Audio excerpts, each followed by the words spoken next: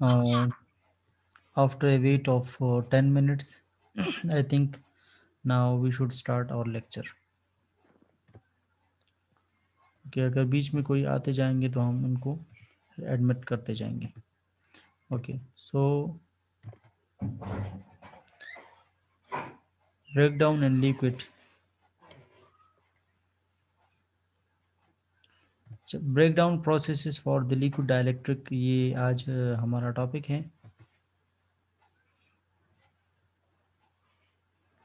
और break down processes में जो सबसे पहली थ्योरी हम पढ़ेंगे वो है सस्पेंडेड पार्टिकल थ्योरी. सही है. अच्छा, सो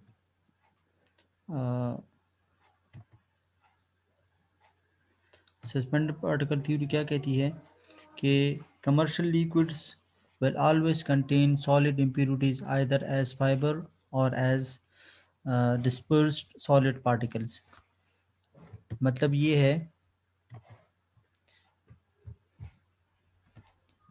कि जो कमर्शियली लिक्विड बनाया जाता है, यानी इंडस्ट्री में जो लिक्विड बनाया जाता है, तो वो उसका प्योर होना बहुत ही मुश्किल होता है.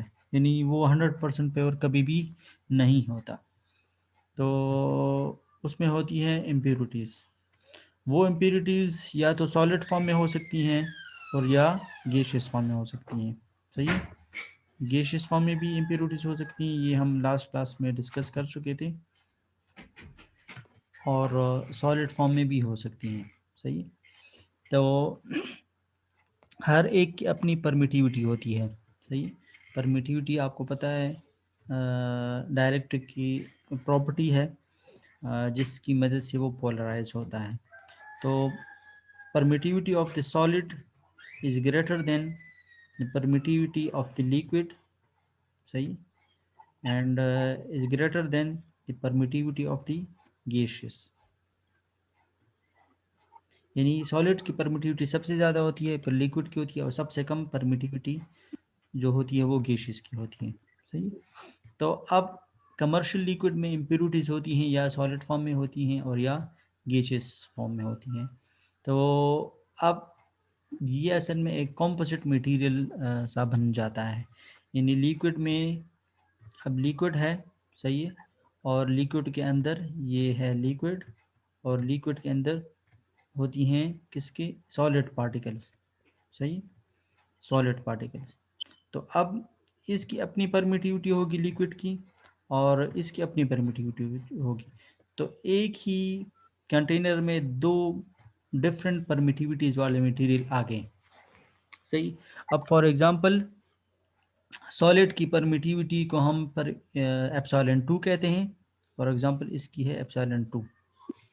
और लिक्विड जो है इसकी परमिटिविटी को हम एप्सिलॉन 1 कर देते हैं. सही है.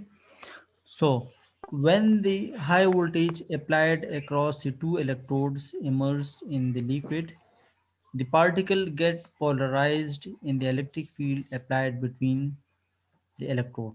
अच्छा, जो जब हम हाई वोल्टेज अप्लाई करते हैं. सही है. इसमें हम रखेंगे क्या रखेंगे, इलेक्ट्रोड्स. सही है.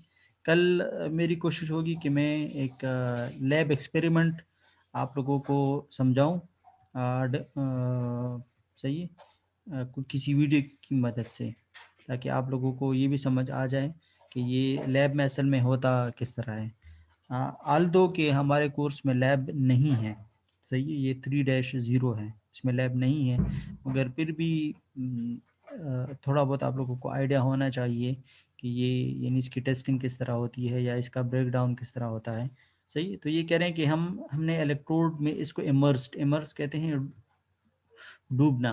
सही. तो 2 इलेक्ट्रोड्स को हमने इमर्स किया है लिक्विड में, और अब हम इसको हाई वोल्टेज अप्लाई करेंगे. सही है. यहाँ से हमने इसको हाई वोल्टेज अप्लाई किया, और अब क्या होगा कि जो पार्टिकल्स हैं ये पोलराइज हो जाएंगी इस इलेक्ट्रिक फील्ड की. यानी एक इलेक्ट्रिक फील्ड पैदा होगी जिसकी वजह से ये पोलर पार्टिकल्स पोलराइज हो जाएंगे. अच्छा, अब हम एज्यूम करते हैं कि जो पार्टिकल है वो स्फेयर शक्ल में है, ताकि हमारी कैलकुलेशन आसान हो जाए. अब अगर irregular, for example irregular shape, ये अब ये लेट सपोज एक इरेगुलर शेप हमने लिया, तो इसमें यानी इसमें कैलकुलेशन करना मुश्किल होगा, तो इसलिए अपनी कैलकुलेशन को आसान करने के लिए हम एज्यूम करते हैं कि जो हमारा जो कंटेमिनेंट पार्टिकल है वो है स्फेरिकल शेप का, सही है, और उसका रेडियस है आर, इसका जो रेडियस है वो है क्या है, वो है आर। तो अब इस पार्टिकल पे एक इलेक्ट्रिक फील्ड की वजह से एक स्ट्रेस अप्लाई होगा, एक फोर्स अप्लाई होगा। जाहिर बात है कि ये इस इलेक्ट्रिक फील्ड की वजह से ये इसकी जद में आएगा, तो इस पे एक स्ट्रेस अप्लाई होगा, एक फोर्स अप्लाई होगा। उस फोर्स की वैल्यू कितनी होगी और उसकी डायरेक्शन क्या होगी, सही है। तो assume these particles to be sphere of radius r, these particle get polarized, ये पोलराइज होंगे इनकी वजह से, an electric field and experience, और एक फोर्स का सामना करेंगी, सही है।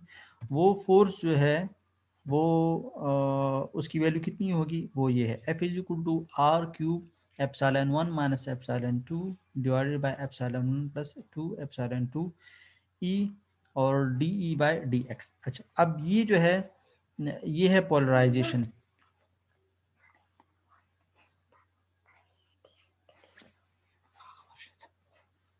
तो ये x जो है यानी पोलराइजेशन की वो है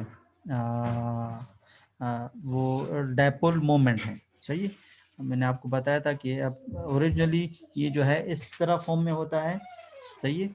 सो अब ये एलोंगेट होगा, तो जब ये एलोंगेट होगा तो वो यानी इधर चला जाएगा और ये इधर चला जाएगा, तो इसमें ये जो डिस्प्लेसमेंट तय किया ये है x, सही है, ये है x, तो D E by D x, ठीक है जी।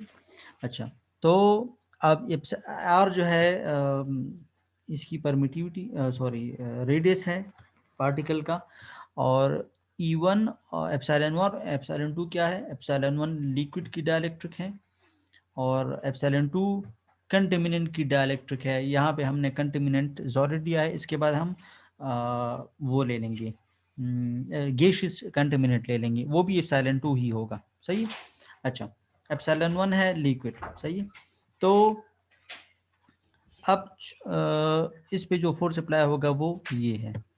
अब हम दो केसेस पढ़ते हैं, अगर कंटेमिनेंट सॉलिड हुआ तो क्या होगा और अगर कंटेमिनेंट लिक्विड होगा तो क्या होगा। दोनों के लिए फोर्स की वैल्यू ये है, जस्ट इसकी डायरेक्शन जो है वो स्ट्रेस की डायरेक्शन, कौन किस पे स्ट्रेस अप्लाई करेगा, सही है, तो वो हम देखते हैं, सही है। अच्छा, इफ दिस फील्ड, ये जो फील्ड इलेक्ट्रोड, ये देखिए इलेक्ट्रोड्स हैं, इसका अपना फील्ड होगा। If this field exceeds the break down strength of the liquid, अगर ये इस फील्ड जो है इसकी डाइलेक्ट्रिक स्ट्रेंथ से ज़्यादा हो जाएगी तो आपको पता है कि क्या होगा, local break down will occur, एक लोकल ब्रेक डाउन अकर होगा। कल इंशाल्लाह मैं एक लैब की वीडियो है, उसमें मैं आपको डबिंग करूंगा, तो आपको मैं समझाऊंगा कि ये किस तरह लोकल ब्रेकडाउन किस तरह होता है, ठीक है। Local breakdown will occur near the particles, सही है, पार्टिकल के करीब ब्रेकडाउन अकर होगा, and this will result in the formation of gas bubbles which may leads to breakdown of the liquid. और चूंकि हीटिंग होगी तो हीटिंग की वजह से बबल्स बनते हैं, जिस तरह कोई भी चीज़ बॉयल होती है तो हीट की वजह से उसमें बबल्स बन जाते हैं, तो ये भी यहाँ पे भी उस तरह का सीन है, सही। The value of the breakdown strength of the liquids containing solid impurities was found to be much less than the value for the pure liquids. जाहिर बात है कि कंटेमिनेंट्स उसमें होते हैं, मगर इसका मतलब ये नहीं है कि ये इतने ज़्यादा कंटेमिनेंट हैं कि वो लिक्विड के पार्टिकल से भी ज़्यादा है, नहीं। कंटेमिनेंट की मिकदार तो आटे में नमक की बराबर होती है, सही। सो जो वो है लिक्विड के पार्टिकल्स हैं वो बहुत ज़्यादा हैं as compare to the solid, सही है। इसीलिए ठीक है जी। तो the impurity particles reduces the break down strength, इन इम्प्योरिटी की वजह से ब्रेक डाउन स्ट्रेंथ जो है वो कमज़ोर हो जाता है। यानी पिछले क्लास में हमने पढ़ा था, आप अगर आप लोगों को याद हो, तो the presence of 0.001% of the moisture in the liquid, causes reduces the dielectric strength to 20% of its original value. अगर उसमें वो ना होती तो फॉर एग्जांपल वो 100% होता और अब 0.01% ऑफ द मॉइस्चर या the droplet presence as the contaminant in the liquid particle reduces its dielectric strength to 20%. यानी बहुत ही ज़्यादा असर इसका होता है. तो impurity particles reduces the dielectric breakdown strength, and it was also observed that the larger the size of the particle, the lower were the breakdown strength. जितना particles बढ़ते जाएंगे कंटेमिनेंट के सॉलिड पार्टिकल्स, इसी तरह इसकी डायलेक्ट्रिक स्ट्रेंथ उतनी कम होती जाएगी. यानी जितना स्टैंडर्ड गिरता जाएगा उतनी डायलेक्ट्रिक स्ट्रेंथ कमज़ोर होती जाएगी. अच्छा, अब हम दो केसेस की मैं बात कर रहा था, वो दो केसेस हम पढ़ते हैं. अब पहला केस है if epsilon 2 is greater than epsilon 1. Epsilon 1 किसका वो था? लिक्विड का. याद है आप लोगों को? ये देखिए, ये लिक्विड का एप्सिलॉन 1 और कंटेमिनेंट का एप्सिलॉन 2 है. ठीक है, वो गैस भी हो सकता है और सॉलिड भी हो सकता है. अच्छा, अब epsilon 2 is greater than epsilon 1. क्या मतलब है? मतलब ये है कि the presence of solid particles हैं, प्रेजेंस ऑफ सॉलिड पार्टिकल्स हैं इन द लिक्विड. इसीलिए एप्सिलॉन 2 जो है एप्सिलॉन 1 से ग्रेटर है. एप्सिलॉन 1 लिक्विड का है, तो अगर किसी चीज़ का एप्सिलॉन वो लिक्विड से भी ग्रेटर है तो वो किसका हो सकता है? सॉलिड का हो सकता है. सही. This force is directed towards the area of the maximum stress. सही. तो वो मैक्सिमम स्ट्रेस अप्लाई करेगा, मैक्सिमम स्ट्रेस की तरफ इसकी डायरेक्शन होगी. और अगर epsilon 2 is less than epsilon 1 है, यानी क्या मतलब? मतलब ये है कि जो फोर्स की डायरेक्शन है वो लिक्विड सॉलिड पे अप्लाई करेगा और उसको पोलराइज होने की कोशिश करेगा. सही. लिक्विड जो है वो सॉलिड पे टुवर्ड्स द मैक्सिमम स्ट्रेस होगा. सही. यानी सॉलिड पे पार्टिकल्स पे अप्लाई करेगा. और if we have epsilon 2 is less than epsilon 1, क्या मतलब है? एप्सिलॉन 1 तो आपको पता है कि वो लिक्विड का है. तो अगर किसी चीज़ की परमिटिविटी लिक्विड से कम है तो वो किसकी हो सकती है? गैसेस की. यानी यहाँ पे अब एप्सिलॉन 2 से मुराद गैस है क्योंकि उसकी परमिटिविटी लिक्विड से कम है. और यहाँ पे से एप्सिलॉन 2 से मुराद क्या है? सॉलिड पार्टिकल से. सही. If gas bubbles are present in the liquid. ये गैस बबल्स दो तरीके से हो सकते हैं. या तो यानी हीट की वजह से बबल्स बने हैं. सही है. तो और या जब इसमें आप लिक्विड डाल रहे थे, यानी आपको पता है अब ये फॉर एग्जांपल ट्रांसफार्मर ऑयल है और आप दूर से इसमें डाल रहे हैं, तो जब ये इसको स्ट्राइक करेगा. सही है. तो ज़ोर की वजह से यहाँ पे जो है वो बबल्स बन जाते हैं. तो या तो डालते वक्त बबल्स बन गए और या हीट की वजह से बबल्स बन गए. तो किसी भी तरीके से बबल्स बन गए. अब the force will be direct in the direction of area of lower stress. सही है. अब क्या होगा कि अब लिक्विड जो है इन गैसेस पे वो करेगा. इस केस में ये था कि लिक्विड सॉलिड पे अप्लाई कर रहा था. सही.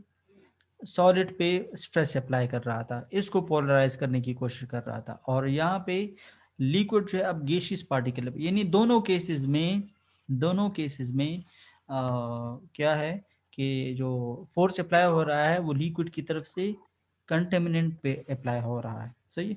और अगर हम देखें फॉर एग्जांपल हम कोई अपनी आपसे वैल्यूज ले लें, एप्सिलॉन 1 की वैल्यू ले लें और एप्सिलॉन 2 की वैल्यू ले लें. पहले हम एप्सिलॉन 1 की वैल्यू ज़्यादा ले लेते हैं. ठीक है. ताकि सॉलिड की मिसाल सामने आ जाए. यानी फॉर एग्जांपल एप्सिलॉन 1 हम ज़्यादा ले लेते हैं, यानी हम सॉलिड की मिसाल ले लेते हैं. ठीक है. एप्सिलॉन 1 तो लिक्विड का है, एप्सिलॉन 1 लिक्विड का है. एप्सिलॉन 1 फिक्स हम लेंगे, दोनों केसेस में एप्सिलॉन 1 हम फिक्स लेंगे 10 फॉर एग्जांपल. और एप्सिलॉन 2 को हम सॉलिड लेते हैं, ये एप्सिलॉन 2 को ज़्यादा कर देते हैं. ठीक है. तो हम इसको 20 ले लेते हैं. ठीक है. सॉलिड. तो 10 माइनस 20 ये माइनस में आएगा. ठीक है. तो वैल्यू जो है वो जो भी आएगी वो माइनस में आएगी. अच्छा,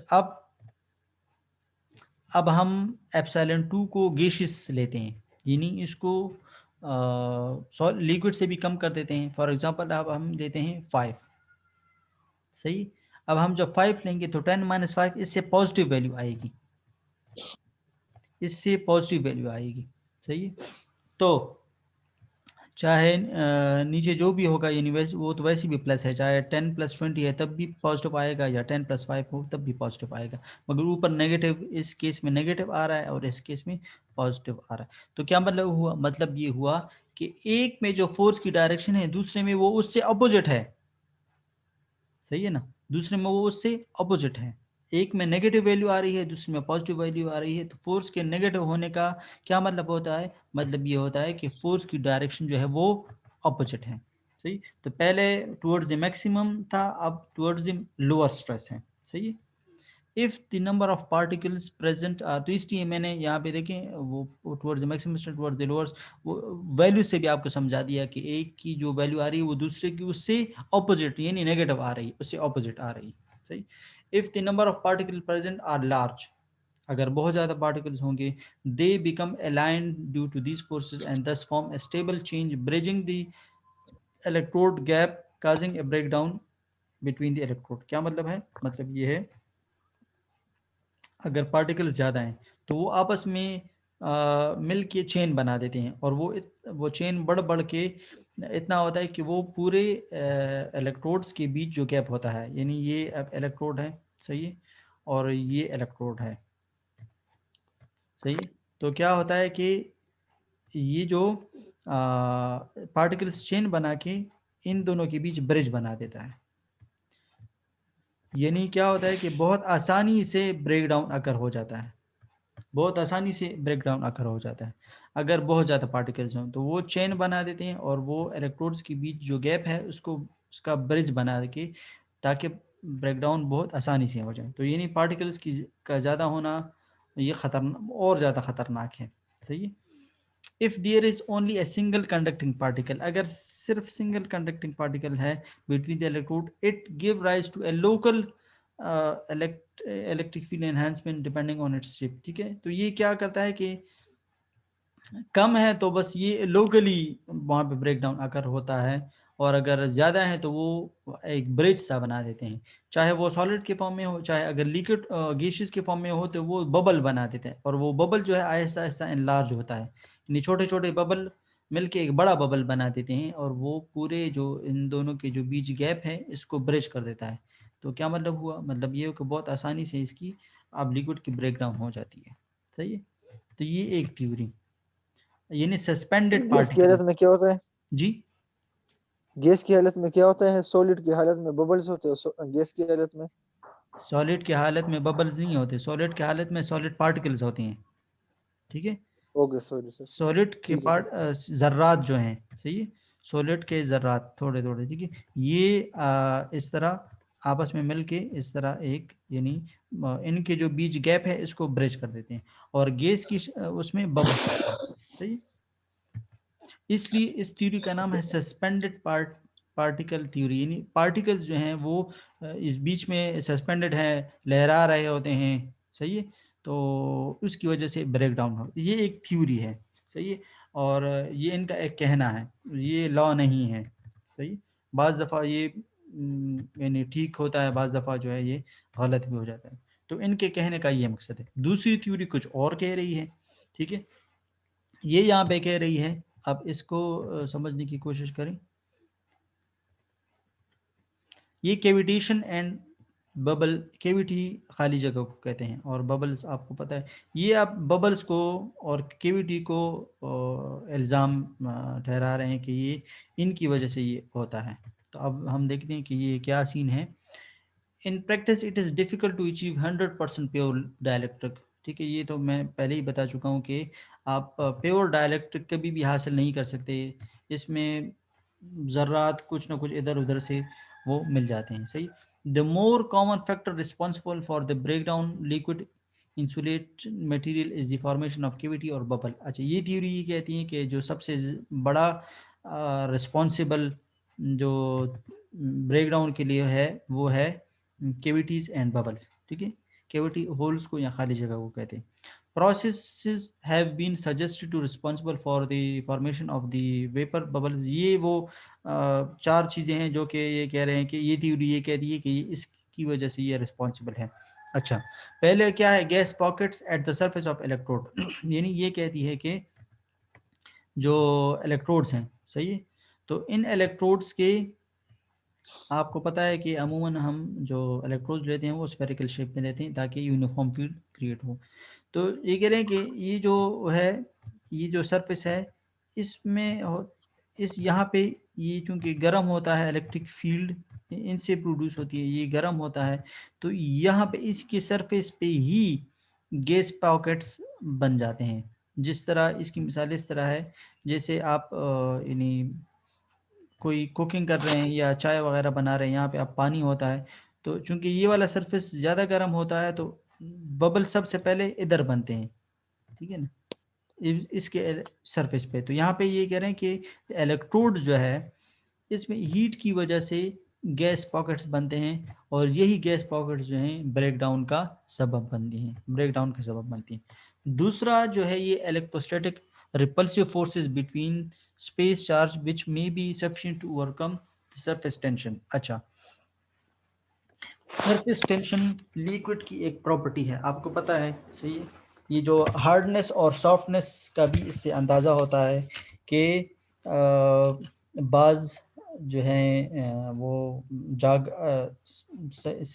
ज़्यादा बनाती हैं, बाज़ पानी जो है वो जाग कम बनाती हैं। अब इसमें क्या है, ये सरफेस टेंशन, ठीक है, और इन सरफेस टेंशन की वजह से इसमें होते हैं इलेक्ट्रोस्टैटिक रिपल्सिव फोर्सेस, यानी लिक्विड की क्वालिटी, सही है, लिक्विड की क्वालिटी अगर अच्छी होगी, उसमें इलेक्ट्रोस्टैटिक रिपल्सिव फोर्सेस अच्छे होंगे, यानी उसका सरफेस टेंशन ज़्यादा होगा, तब इसको इसमें ब्रेक डाउन करना वो मुश्किल होगा।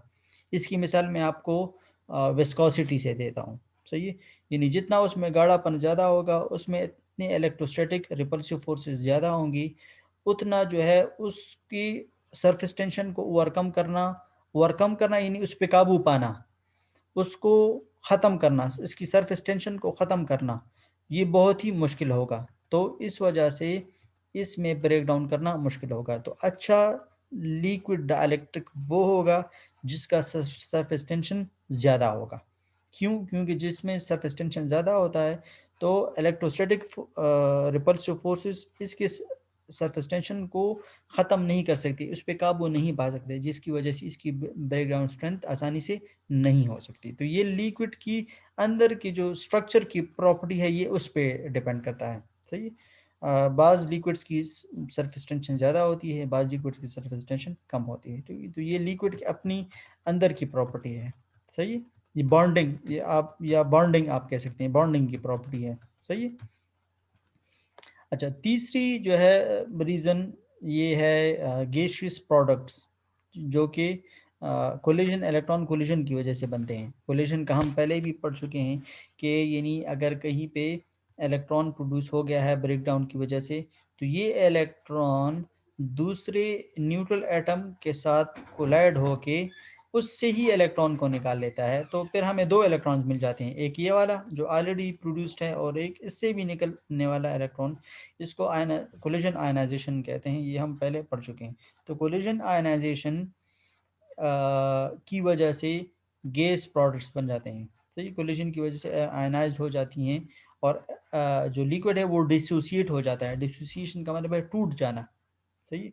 लिक्विड डिसोसिएट होके वो गैस पॉकेट्स बनाते हैं, वो किस वजह से? इलेक्ट्रॉन कोलिजन की वजह से। ये थ्योरी ये कहती है। तो एक रीज़न कोलिजन है, एक रीज़न उसका सरफेस टेंशन का लो होना है, और तीसरा जो है गैस के वो बबल्स जो कि इलेक्ट्रोड के सरफेस पे बनते हैं, और चौथा जो है vaporization of the liquid by corona discharge type discharge from the sharp points and irregularities of the electrode surfaces। अच्छा, आपको पता है कोरोना हम पढ़ेंगे भी फाइनल टर्म में इंशाल्लाह, मगर वैसे मैं आपको बता दूं कि कोरोना के अकर होने के मुख्तलिफ रीज़न्स हैं, और इनमें एक रीज़न जो है वो इर्रेगुलर उसका है, शार्प एजेस का है, यानी इस तरह का, यानी स्मूथ कंडक्टर नहीं है, ठीक है। तो यहाँ पे फिर जो है इसके इर्द गिर्द कोरोना के डिस्चार्ज प्रोड्यूस होते हैं। सही है। अच्छा, तो ये तो खैर कंडक्टर की मिसाल हुई। यहाँ पे इन्होंने इलेक्ट्रोड की बात की है कि इलेक्ट्रोड आपका इस तरह बना है कि जिसमें शार्प एजेस हैं, छोटे छोटे शार्प एजेस हैं, ये स्मूथ नहीं है। तो अगर शार्प एजेस हैं, इरेगुलरिटीज़ हैं इसमें, ये स्मूथ नहीं है, तब जाके यहाँ पे डिस्चार्ज आसानी से प्रोड्यूस होगा। सही है, इसके इर्द गिर्द। तो ये भी कोरोना टाइप डिस्चार्ज, ठीक है, वो प्रोड्यूस होगा और इसकी वजह से वेपराइजेशन होगी लिक्विड की, यानी वो लिक्विड में आसानी से, क्योंकि स्पार्क की वजह से लिक्विड जो है वो गैसियस में कन्वर्ट होता है। आपको वो काला धुआं जो नज़र आ रहा होता है, वो असल में इसकी क्या है, वेपराइजेशन है ना। ठीक है, कोई भी लिक्विड यानी ऑयल जल जाए, तो जब जल जाए तो इससे काला धुआं निकलता है। अब वो काला धुआं क्या है, that is vaporization, and that is due to this discharge. ठीक है, और ये डिस्चार्ज क्यों हुआ, ये ड्यू टू द इरेगुलरिटीज और sharp edges and irregular electrode surfaces की वजह से हुआ। सही है, तो ये थ्योरी कह रही है कि ये इस वजह से। अच्छा, इन्होंने यहाँ पे एक वैल्यू दी है। अच्छा, अगर बीच में ये टाइम आउट होता है तो फिर मैं दोबारा लिंक सेंड करता हूँ। असल में स्टूडेंट्स लेट आए हैं, मैं उनका वेट कर रहा था, तो मीटिंग टाइम आउट हो गया है। सही है। सो अच्छा, अब it has been suggested that electric field in a gas bubble which is immersed in a liquid of permittivity epsilon 2 is given by this। अच्छा, ये क्या है कि ब्रेक डाउन की वैल्यू है, यानी ब्रेक डाउन कब अकर होगा, अगर आप ये जानना चाहते हैं कि मुझे ब्रेक डाउन की वैल्यू चाहिए, सही है, तो ब्रेक डाउन की वैल्यू है 3 E0 डिवाइडेड बाई एप्सिलॉन 2 +2। अब ये E2 क्या है और E0 क्या है और एप्सिलॉन 2 क्या है। एप्सिलॉन 2 जो है वो लिक्विड की परमिटिविटी है, ये सही है। और E0 क्या है, E0 जो है वो गैस का वो है, where E0 is the electric field in the liquid in the absence of the bubble. जब बबल नहीं था तब इलेक्ट्रिक ये इलेक्ट्रिक फील्ड इंटेंसिटी इसकी E0 थी। अब चूंकि इसमें बबल आ गया है तो अब इसकी परमिटिविटी कम होगी या ज़्यादा होगी, कम होगी ना, तो इसलिए ये डिवाइड किया है इन्होंने। ठीक है ना, पहले अगर लेट सपोज 10 थी, तो अब इस पे डिवाइड कर दें, 2 plus epsilon, let suppose epsilon 2 की वैल्यू भी 2 है, तो 2 + 2 4, तो अब 10 डिवाइडेड बाई 4 हो गई, यानी और भी कम हो गया। सही है जी। अच्छा, when the field EB equals the gaseous ionization field, discharge take place which will lead to decomposition of the liquid and breakdown may occur। अच्छा, ये कह रहे हैं कि जब EB की वैल्यू यानी गैसियस के आयनाइजेशन पोटेंशियल तक बराबर हो जाए, यानी EB इतनी रिड्यूस हो जाए कि वो गैसियस के आयनाइजेशन पोटेंशियल के बराबर हो जाए। तो हमने आयनाइजेशन के लिए क्या रूल पढ़ा था कि जब कोई भी फील्ड आयनाइजेशन पोटेंशियल से के बराबर हो जाए या उससे बढ़ जाए, तब जो है ब्रेकडाउन आकर होगा। तो ये कह रहे हैं कि जब EB इतनी कम हो जाए, यानी बबल्स के बनने की वजह से, कि वो गैसेस के आयनाइजेशन पोटेंशियल तक बराबर हो जाए, तो फिर क्या होगा, फिर डिस्चार्ज होगा। और जब डिस्चार्ज होगा तो हम क्या कहेंगे, भाई क्या हो गया है, हम ब्रेकडाउन आकर हो गया। सही है। अच्छा, ये एक शॉर्ट एक्सप्रेशन था, ये एक लेंथी एक्सप्रेशन है। ये कह रहे कि मोर एक्यूरेट अगर आप देखना चाहते हैं तो फिर ये है, फिर ये चीज़ है। सही है। अब इसमें ये मुख्तलिफ़ चीज़ें हैं। एप्सिलॉन 2 आपको पता है ये लिक्विड का लिया है इन्होंने, एप्सिलॉन 1 जो है वो गैस का है। ये मेरे ख्याल में ये वो है सरफेस टेंशन है, हाँ सरफेस टेंशन है। ये सिग्मा जो है सरफेस टेंशन है लिक्विड की, आर उस बबल का या सॉलिड पार्टिकल का रेडियस है। ठीक है, वी भी अप्लाइड वोल्टेज है, और E0 में बता चुका हूँ electric field when there is no bubble. सही है, यानी पेवर लिक्विड में।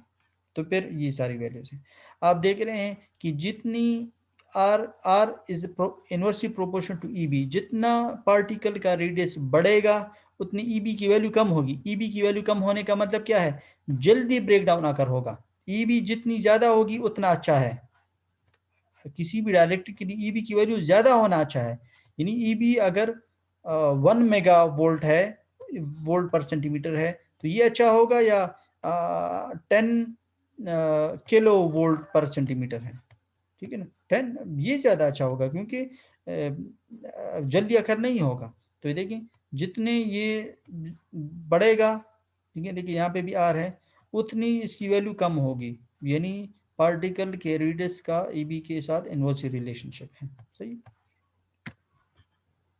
अच्छा, और ये देखें, it can be seen that breakdown strength depend on the initial size of the bubble, which uh, course depend upon the hydrostatic pressure above the bubble and the temperature of the liquid। ये जो है hydrostatic pressure जो है यानी liquid का, hydro water को कहते हैं, तो हाइड्रोस्टैटिक प्रेशर है ये डिपेंड करता है हर बबल पे एक प्रेशर होता है कि वो टूट जाए, ठीक है ना। इसके टूटने के लिए जो प्रेशर होता है उसको हम हाइड्रोस्टैटिक प्रेशर कहते हैं, सही। और ये जब टूट जाएगा तो ब्रेक डाउन जो है वो आसानी से हो सकेगी फिर, सही। तो ये कह रहे हैं कि ये जो हाइड्रोस्टैटिक प्रेशर है ये डिपेंड करता है टेम्परेचर पे, यानी जितना टेम्परेचर ज़्यादा होगा उतना उस पर हाइड्रोस्टैटिक प्रेशर ज़्यादा होगा, तो वो आसानी से टूट जाएगा। और जितना टेम्परेचर हीट लिक्विड का टेम्परेचर कम होगा उतना उस पर हाइड्रोस्टैटिक प्रेशर कम होगा, इसी वजह से उसका ब्रेक डाउन जो है वो कम होगा, यानी स्ट्रेंथ ब्रेक डाउन स्ट्रेंथ ज़्यादा होगी और ब्रेक डाउन अगर होने के चांसेस कम होंगे, सही है।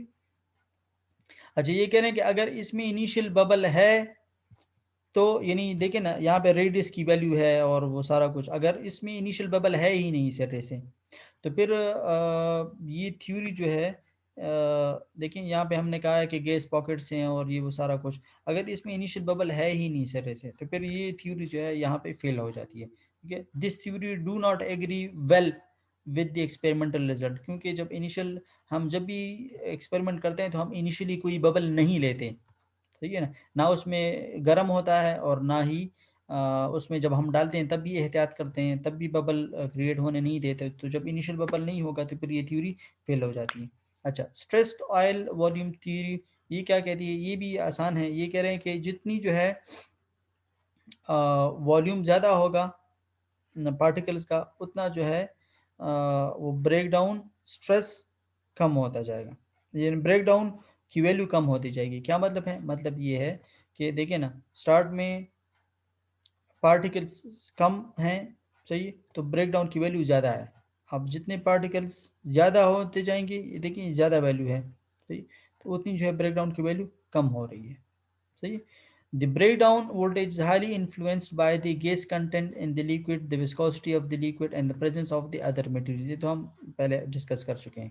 अच्छा, it was proposed that the dielectric field or the breakdown strength of the liquid is a function of largest possible impurity or weak link। जितनी ज़्यादा इम्प्योरिटी की पॉसिबिलिटी ज़्यादा होगी उतना वीक लिंक ज़्यादा होगा, मतलब ये कि उसमें वीक पॉइंट ज़्यादा है, क्यों, क्योंकि उसमें इम्प्योरिटी की मिकदार ज़्यादा है, उसमें कमज़ोरी ज़्यादा है, वीक लिंक उसमें ज़्यादा है। It was propose that electrical breakdown of अच्छा इलेक्ट्रिकल ब्रेक डाउन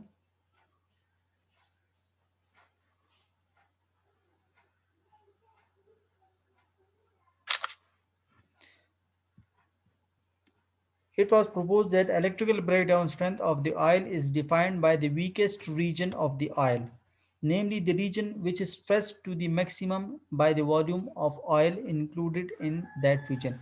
यानी जितना उसमें पार्टिकल ज़्यादा होंगे उतना उसमें स्ट्रेस ज़्यादा होगा, उतने उसमें वीक रीजन ज़्यादा होंगे, उतनी जो है ब्रेकडाउन की वैल्यू कम होती जाएगी। लेकिन यहाँ पे स्ट्रेस ज़्यादा है, तो जब स्ट्रेस ज़्यादा है, क्यों स्ट्रेस ज़्यादा, क्योंकि यहाँ पे पार्टिकल ज़्यादा हैं, सही।